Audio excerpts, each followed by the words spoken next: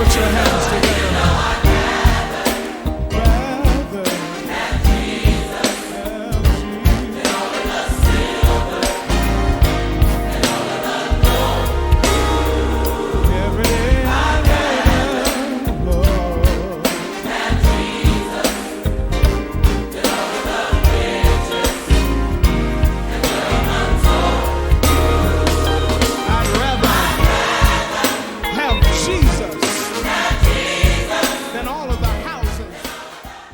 Good morning and welcome back to another episode of Midnight Gladness with Bishop Mack's son.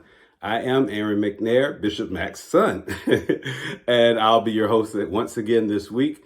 And the song you just heard was I'd Rather Have Jesus by the Dallas-Fort Worth Mass Choir. And the title of this week's episode is Being Rich.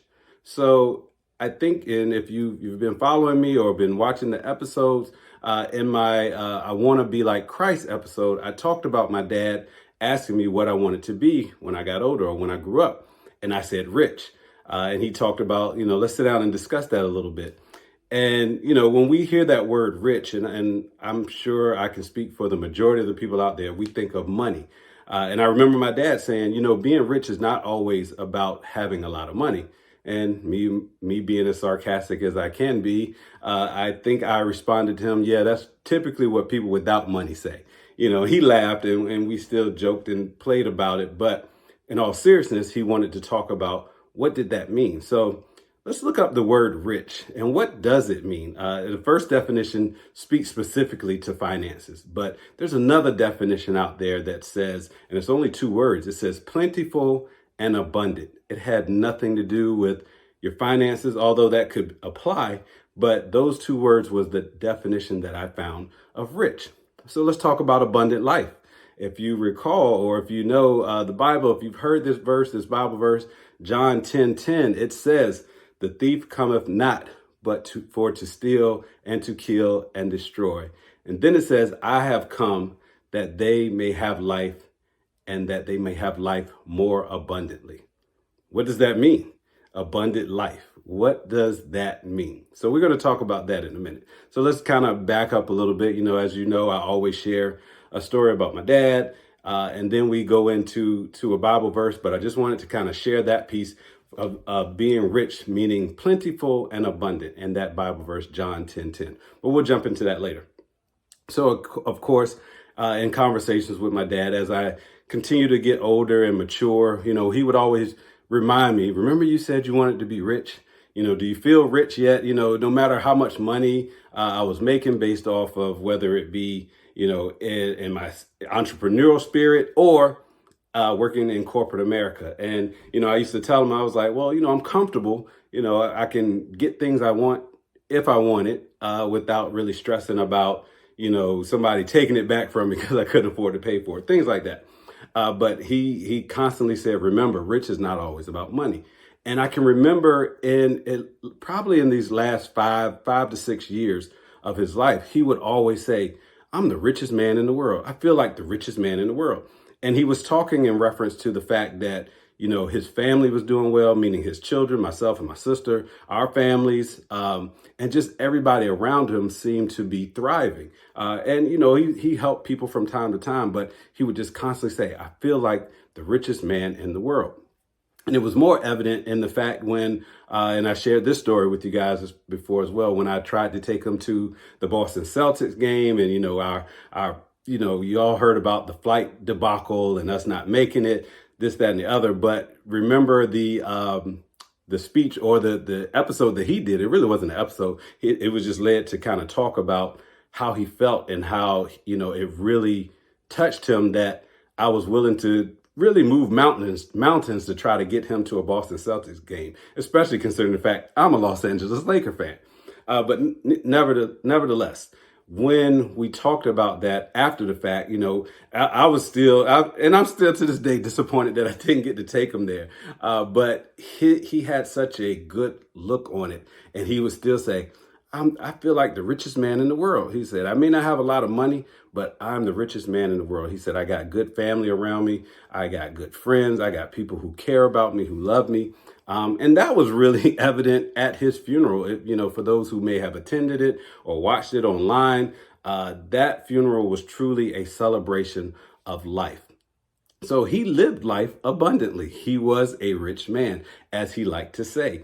Just to kind of put a pause in that, a friend of the family, a really good friend, we call her Aunt. I'm not going to call her name out because I don't know if she wanted me to do this on the air, but she sent me a text this week telling me about last week's episode and, how she was pleased of the things that I was doing. But she also shared the fact that my dad shared with her that, yeah, I drove him crazy as a kid because I was a kid. I was a knucklehead. And, I told you guys that before. But he also shared with her in the fact that he was really proud of me and all of the things that I had accomplished up to this point. So he really felt like he was a rich man. And so I paused parenthetically there also just to say for those parents out there who are struggling with their kids, who, might be teenagers, might be, young adults, whatever, don't give up on them. They are listening, whether they act like they're listening or not. I'm that kid. I am that one that, like my dad said, I drove him crazy. Asked my friends in high school, I was always on punishment for something I did, something I caused, or, just giving him a hard time. However, as you can see now, hopefully I'm a lot better than I was as a kid. So anyway, I digress a little bit. But again, let's talk about being rich. And again, we're not talking financially. We're talking about being rich in life. And one of the quotes I wanted to share is really a quote from Michelle Obama.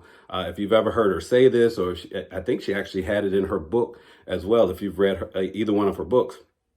And she talks about success. And she says success is isn't how much money you make. It's about the difference you make in people's lives. And again, Michelle Obama said that.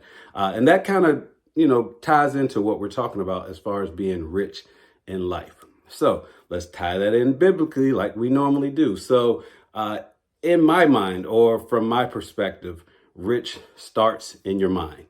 But it also plays a part in your heart and in your mouth. So I'm a big believer in speaking things into existence, the power of the tongue, etc. Case in point, let's talk about what it takes to be saved. If you recall, if you know this Bible verse, Romans 10, verse 9, if you declare with your mouth, remember I talked about the mouth, Jesus is Lord, and believe, and it also says, believe in your heart that God raised him from the dead, you shall be saved. So again, like I said, talking about being rich, how it starts from my perspective, in your mind, your heart, and eventually out of your mouth.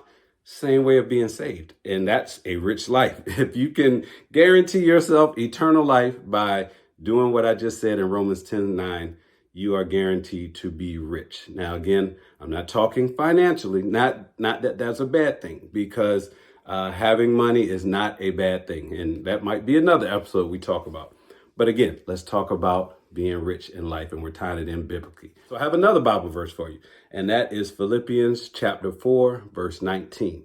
And it says, but my God shall supply all your needs according to his riches and glory by Jesus Christ. What does that mean? So let's break that down a little bit. So it talks about God who can bring all of your wants and desires in line with his will. Now remember, it's God's will, not your will, but God's will be done. And his will is always for you and not against you. So this verse is really the promise that God will never forsake those who seek him, and he will provide for us, whether it be financially, physically, emotionally, spiritually, whatever that need is, according to his riches and glory. So just remember that we still are rich in life if we follow just some simple guidance from the Bible. And I'm talking to the believers out there, even the non-believers. Test it and try it. As my dad used to say, try it out, try God out and see what happens. I am a firm believer in Jesus Christ, my Lord and Savior. So just want to continue to reiterate that And hopefully, our goal here is just to continue to win souls to Christ. I've said that time and time again. I'm going to keep saying it because hopefully somebody's listening to this, or they're listening to the songs that I share and say, you know what? I need to get myself together. Let me get saved. Because one thing I can say, and again, I'm going to digress a little bit. You'll never be perfect. So if you're sitting out there waiting to say, as soon as I get this right, as soon as I do this, then I'm going to join the church, or then I'm going to get saved, you'll never do it, because you'll never, ever get right.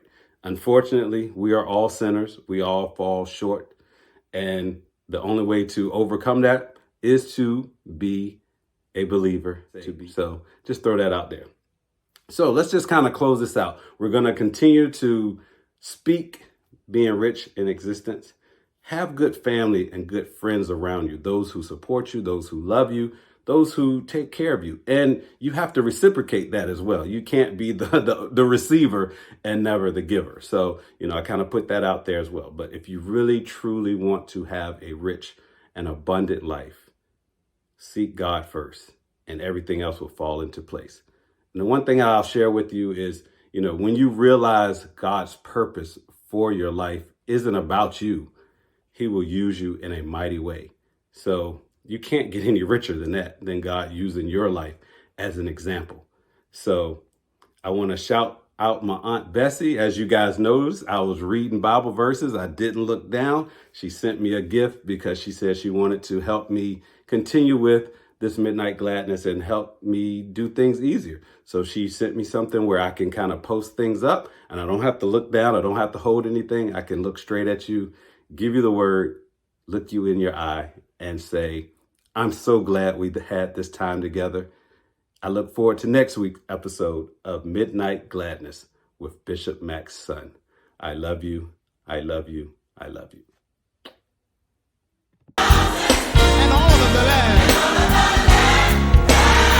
You know what? I'd rather have him. I'd rather have Jesus more.